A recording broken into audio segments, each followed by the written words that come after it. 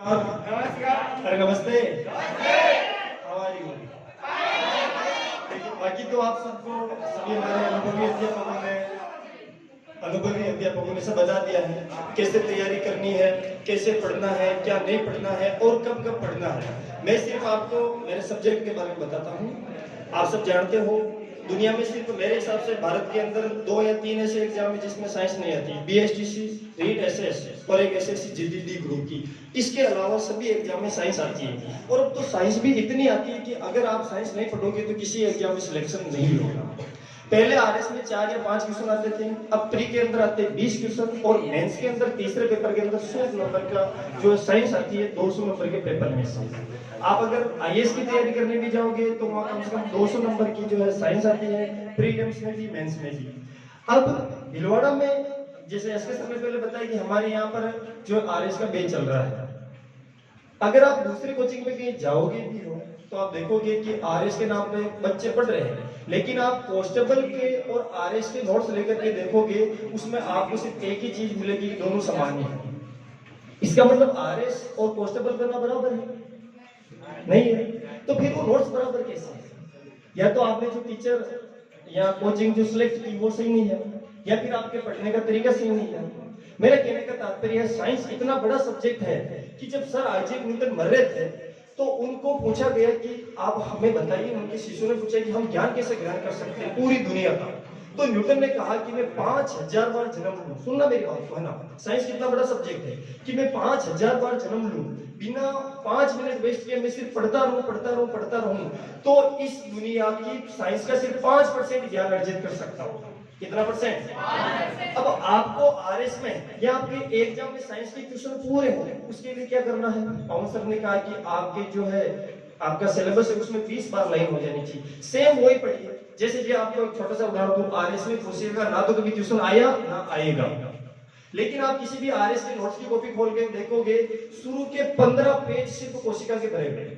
आपकी कोचिंग में 15 घंटे खराब हुए, घर पे पढ़ने के लिए 10 घंटे वापस खराब हुए, 25 घंटे खराब होने का मतलब 1 महीने रोज 1 घंटा खराब हो गया।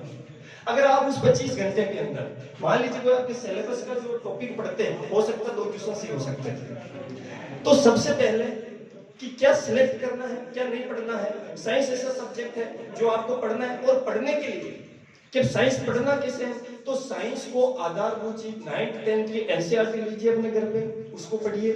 उसके बाद आप पेपर उठा करके देखिए पिछले साल के जो है क्वेश्चन है वो कैसे आ रहे हैं और कैसे उसको सोल्व करना है, और सिलेबस के अकॉर्डिंग पढ़ना है। वही भेड़ चाल नहीं चलनी है। कोशिका से स्टार्ट किया है, 2-4 मात्रक पढ़े, ये साइंस खत्म है। समझ में आ गई ना बात? ये तो मेरी साइंस के सब्जेक्ट की बात हुई। उसके बाद अभी मैं 2-3 दिन से एक बात बहुत सुन रहा था कि यार उसके बीए में 80% है, उसके 12वीं में 60% है, हमारे तो इतने परसेंट नहीं है, हम कैसे नौकरी लगेंगे। तो इसका एक आपको छोटा सा उदाहरण देता हूं मैं। आपने एलन मस्क का नाम सुना होगा, उसकी कंपनी का क्या नाम है ना? उस दुनिया की एकमात्र ऐसी इंटरनेशनल कंपनी है जिसमें आपकी डिग्री से आपको नौकरी नहीं दी जाती है ना? उसके अंदर आपकी योग्यता का सब प्रैक्टिकली नॉलेज होना चाहिए। ठीक है, लोग कहते मैंने बीटेक कर लिया, आईआईटी कर ली, मैं ये बढ़ जाऊंगा, वो बढ़ दूंगा, उस कंपनी में जॉब लग जाऊंगा। टेस्ला इतनी बड़ी कंपनी होते हुए भी आपकी सिर्फ मानसिक योग्यता के आधार पर आपको ज्वाइनिंग देती है। अगर आप मल्टी टैलेंटेड आदमी हो, चाहे आप बारहवीं में 10 बार फेल हो, आपको वो सब इतना सैलरी देगी जितना कि आप सोच नहीं सकते हो। वही सेम हमारे राजस्थान में भारत के अंदर है। आप बारहवीं में 5 बार फेल हो, कोई दिक्कत नहीं, लेकिन उसके बाद भी आप पढ़ने लगे तो आप एक दिन आरएस, आईएएस, आईएफएस सेलेक्ट होकर के साथ रिटायर्ड हो सकते हो। समझ में आई बात? अब मेरा कहने मतलब ये नहीं कि कोई साहब 12वीं में फेल हो गया तो सोच ले एक बार और फेल हो जाए, या साहब बीए में सप्लीमेंट्री है तो बाद में एक और लगने दो। मेरी बात को समझना कि कहने का मतलब कि आप जो अपने कंपटीशन की तैयारी करोगे उसी से आपका काम चलेगा। बीए में क्या किया, बीएड में क्या किया, बीएड में क्या किया जो तो आप जानते ही हो, ठीक है ना? सर डोनेशन कितना लोगे, है ना? उसके साथ बात खत्म हो गई। उसी के साथ मैं कुछ ज्यादा नहीं कहना चाहता हूँ। आपने संस्थान में आने का अपना बहुमूल्य समय में से कीमती समय निकाला, उसके लिए मैं राजस्थान कॉम्पिटिशन क्लासेज परिवार की ओर से आपका पुनः धन्यवाद करता हूँ, और दिल की गहराई से आप सबको जो है क्या करूँ, पार्टी का नाम। उसके बाद सुनो, उसके साथ मैं भगवान से प्रार्थना करता हूँ कि आप जिस भी एग्जाम की तैयारी कर रहे हो उसमें आपका सिलेक्शन हो, मिठाई लेकर के यहाँ पर भी आइए, आपका कोई गलत फोटो नहीं छापा जाएगा। बहुत सारे कोचिंगों में आपने देखा होगा कि जिस बच्चे को जानते भी नहीं थे उसका फोटो लगा था।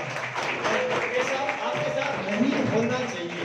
आप सिलेक्ट होंगे तो आपकी मेहनत से।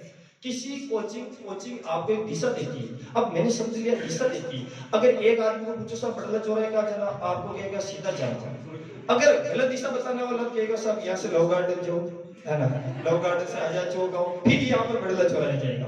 एक अच्छी कोचिंग वही काम करती है, आपको सफलता के लिए शॉर्टकट रास्ता बताती है। और मैं पूरे विश्वास और दावे के साथ कह सकता हूँ, राजस्थान कंपटीशन क्लासेज का हर एक अध्यापक आपको वो सुगम रास्ता बताएगा जिससे आप जल्दी से जल्दी राजकीय सेवा में अपना चयन ले सको, अपने घर परिवार नाम कमा सको, नाम रोशन कर सको।